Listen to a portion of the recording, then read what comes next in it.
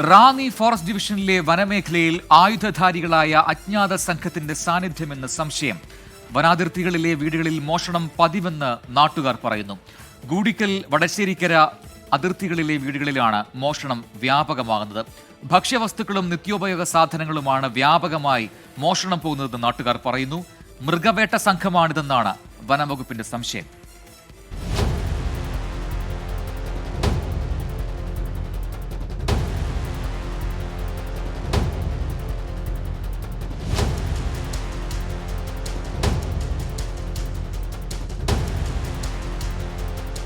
Periyar tiger റിസർവിന്റെ ഭാഗമായ Ranni forest division Sabarimala ക്ഷേത്രം ഉൾപ്പെടുന്ന തന്ത്രപ്രധാന മേഖലയാണ്. ഇവിടെയാണ് ഒരു വർഷത്തോളമായി തുടർച്ചയായി വീടുകളിൽ മോഷണം നടക്കുന്നത്. പകൽ സമയത്തെത്തുന്ന കള്ളന്മാർ വീട്ടുകാരുടെ കണ്ണുവെട്ടിച്ച് ഭക്ഷ്യവസ്തുക്കളും വീട്ടിലെ ആയുധങ്ങളുമാണ് കൊണ്ടുപോകുന്നത്. മണ്ണ് സ്വദേശി ബാബുരാജിന്റെ വീട്ടിൽ ഒരാഴ്ച മുൻപാണ് മോഷണം നടന്നത്.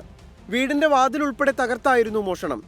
അങ്ങനെ ഞങ്ങൾ കിടക്കുന്ന റൂമിന്റെ ഒരു ജനൽ വെട്ടിപ്പൊട്ടിച്ചിട്ട് അവിടെ ഇറങ്ങി ടൈപ്പേശിക്കകത്ത് 10,000 രൂപ എടുത്ത് അടുക്കളയ്ക്കകത്തുണ്ട് നമ്മുടെ വീട്ടിൽ വീടുന്ന അരി സാധനങ്ങൾ, സർവ്വ സാധനങ്ങളും എല്ലാം എടുത്ത് ഇതിലൂടെ നമ്മുടെ വീടിൻ്റെ മേലത്തെ ഒരു 100 മീറ്റർ മേലോട്ട് കയറി വനമാണ്. വനത്തിൻ്റെ അവിടെ വലിയ പാറക്കെട്ട വരെ ആൾക്കാർ സാധനമായിട്ട് പോയേക്കുന്നത് നമ്മൾ കുറേ ആൾക്കാർ പോയി കണ്ടു. മോഷണം തുടർക്കഥയാകുമ്പോൾ വലിയ ഭീതിയിലാണ് നാട്ടുകാർ. അജ്ഞാത സംഘം നടത്തുന്ന മോഷണം സംബന്ധിച്ച് പോലീസിലും വനംവകുപ്പിലും പരാതി നൽകിയിട്ടും നടപടിയില്ല. പോലീസും ഫോറസ്റ്റും ഇതിനകത്ത് ഇടപെടുകയാണെങ്കിൽ പഞ്ചായത്ത് ഇതിനകത്ത് 100% ഇടപെടുമെന്ന് തന്നെ എനിക്ക് വിശ്വാസമുണ്ട്. തെരച്ചിലെന്ന് പറഞ്ഞു കഴിഞ്ഞാൽ ഫോറസ്റ്റിന്റെ ഭാഗത്തുനിന്നും പോലീസിന്റെ ഭാഗത്തുനിന്നും വനമെല്ലാം പരിശോധിക്കാനായിട്ട് നാട്ടുകാർ സഹിതം ഇറങ്ങുമെന്നേ. മോഷണത്തിന് പിന്നിൽ മൃഗവേട്ടക്കാരാണെന്നാണ് വനംവകുപ്പിന്റെ പ്രാഥമിക നിഗമനം. എന്നാൽ പരിശോധനകളിൽ അസ്വാഭാവികമായി ഒന്നും കണ്ടെത്താനായിട്ടില്ല. പോലീസിന്റെ രഹസ്യാന്വേഷണ വിഭാഗത്തിനും മോഷണ സംഘത്തെക്കുറിച്ചുള്ള തുമ്പുകളൊന്നും ലഭിച്ചിട്ടില്ല. 24 പത്തനംതിട്ട.